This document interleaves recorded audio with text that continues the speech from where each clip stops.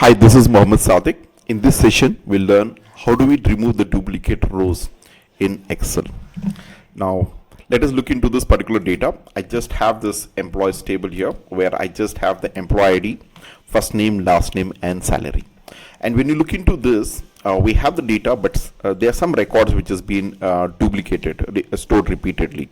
We can see this particular record is being stored repeatedly here. 2 times the same record is being stored. And we also see that so we can see this particular E003 Katrina Allen so is also being stored repeatedly here. So we just have some data here, so which is being stored repeatedly. So I need to identify the records which has been duplicated, and I have to remove that. So in Excel, if I have to remove the duplicate records, we have multiple ways to do it. So in this session, I want to teach you or explain you about 3 ways to remove the duplicate records in Excel. Okay, the first way is with the help of this remove duplicates. Okay, the first one, what I will do is I'll just try to keep it side by side. So all the 3 methods, I'll explain it to you. I'll just copy this data. Just let me have it. Okay, for the comparison purpose. So I just have another set of the table. Now this is a table and which is named as EMP. Fine. Now what I will do here is, if I have to remove the duplicate, I'll just go for the data tab and I'll just hit on the remove duplicates. Okay, as soon as I click on this, so whole table has been selected, and we can see the first row is considered as the header, and it says you are going to remove the records based on all the 4 columns. So that means if all the 4 columns together, if it has been repeated, that means employee ID, first name, last name, and salary, all the 4 columns together, if it has been repeated, I want to remove that records. Yes, I'm looking for the same thing. Say OK, and we can see there are 5 duplicate records, only 10 unique values are there. You can see out of this 15 rows, only the 10 rows were unique, 10 employee details were unique. This is one way to do it, that is with the help of the remove duplicate. Another way to do it is with the help of the function.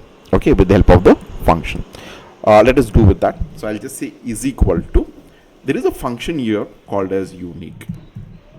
I'll have a function called as unique.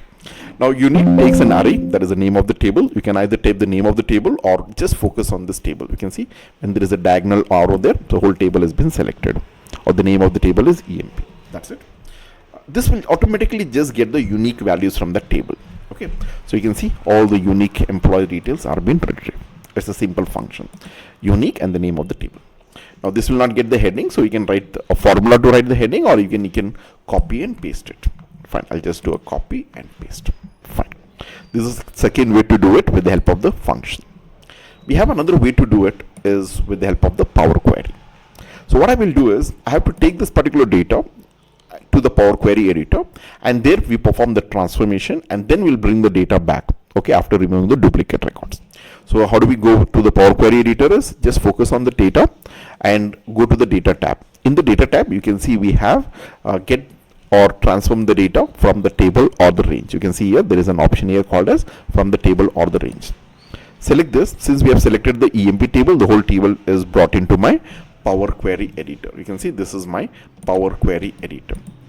Okay, and in the Power Query editor we have something called as remove rows. Under remove rows, before I remove the rows, I need to remove the rows if all the fields together has been duplicated, if it has been repeated. I'll select all the fields here, all the columns, just hold on the shift key and select till the end column. All the columns are being selected. I'll go to the remove, and here you can see we have an option called as remove duplicates. As soon as you hit on this one, so you can see it has removed all the duplicate rows. We have, out of 15 rows, we have only 10 rows. Yes, we have done. Now I want to bring this particular data back to my Excel so that I can go ahead and further do the analysis on this. So for that, I'll just say load, close and load the file to the Excel worksheet.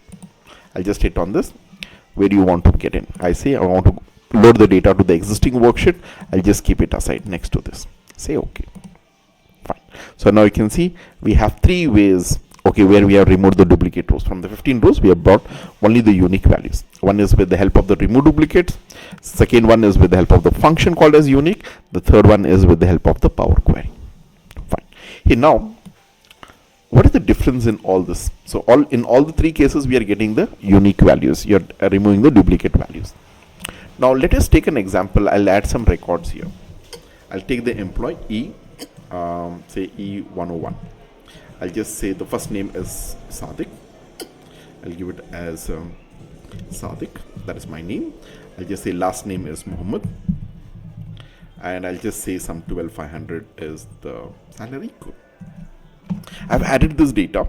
So as soon as you add this data, so you can see this record is being reflected in the second option. That is what you have done with the help of the function. You can see that record is being reflected. It is reflected only in this, but not in the case of Power Query, not in the case of a table.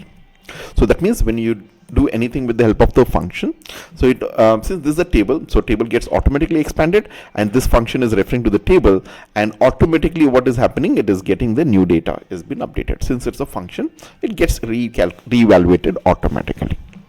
But if I have to do the same thing over here, I need to just again copy paste, and I have to go to the data and then have to remove the duplicates. That is what I have to do. Whereas in the case of the Power Query, if I have to get this particular changes, I need to have a refresh. So how do we perform a refresh? Just right click on that and say refresh. Okay, so you can see you get it. So what we understand from this one is, hey, this is a very easy way to do a remove duplicate data. Okay, but what happens, this is a very static, means if I do any changes in your source data, but this has to be redone it. Okay, things remove duplicate, that is when you're doing with the help of the tools. But when you do with the help of the functions, you can see you don't have to do anything. Any changes happens if there is a duplicate value which is getting added over here. If I just copy this and I just paste it over here, but you can see since the duplicate values, no, it is not taking that particular thing. But instead of Williams, I'll just say as Samuel, Sam Butler. You can see automatically it gets updated. And that is what it happens. Here it happens automatically when you use a function. But when you go to this particular Power Query, yeah, things will not happen automatically, but you don't have to redo the complete job. You just have to refresh. You just right click on this or refresh, or you can go to the query and you just hit on the refresh. Okay, thanks. This is where we can use all the three. I feel best one is go to the Unique, but Unique is supported only in Office 365. If you are not having Office 365, I feel this is the better one. But this is a very easy one. But the only thing is this is a very static. These two are dynamic. Okay. Yeah, that's all for this particular session. Thank you.